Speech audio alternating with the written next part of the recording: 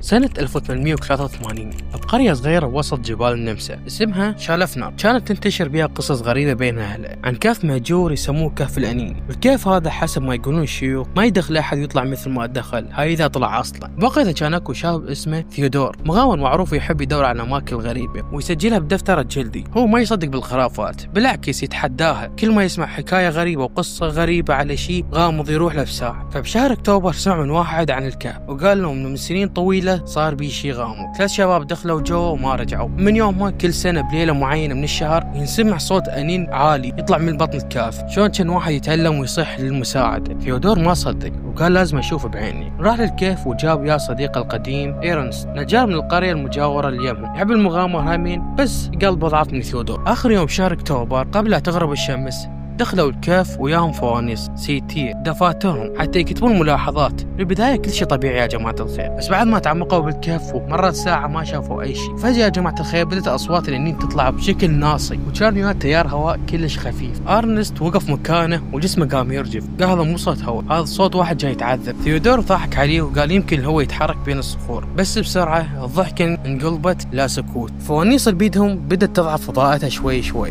بدأوا يلاحظون حركة غريبة. بينما يركزون على الشيء جاي يتحرك شافوا ظل طويل بالحائط ما إله تفسير. الاثنين بدأوا يركضون للطلعة، بس الكائن الأسود حرفيا كان طويل، جسمه ما يشبه بشر، عيونه مثل الجمر. مباشرة هم يركضون طلع قدامهم. أرنست بهاي اللحظة صرخ وثيودور حاول يسحب سكينة صغيرة من جيبه، بس الكائن هجم عليه خلاه يطيح بالقاع. وبهاي اللحظة أرنست بدأ يركض بأقصى قوته وما التفت لي ورا أبد، وطلع من الكهف وهو يتعثر وبدأ يسمع صوت صاحبه ثيودور يصرخ ورا ظهر. بعد فترة بسيطة صوت الصراخ اختفى وبدأ أنين خفيف يطلع من الكهف، بس أرنست للأسف ما كان شجاع وخوف خلاه ما يدخل الكهف، ورجع للقرية وجه تعبان ولسانه ما يتحرك بكلمة واحدة. ظل كم يوم بالبيت ساكن بدون ما يحكي لأحد. فقرر يكتب القصة صارت له هو وصديقه ثيودور، ورا ما عممها ونشرها بكل مكان. أهل القرية كان بيها راحوا للكهف لقوا بقايا فوانيس مفلشة وياها دفتر ثيودور مكتوب به الأنين ما جاي من شي جاي من شي كان إنسان وتحول. من يوم القصة صارت أسطورة تنتقل من جيل لجيل، وكل سنة بنفس اليوم يسمعون الأنين مرة لخ. وأهل القرية بهذا اليوم يسدون بيبانهم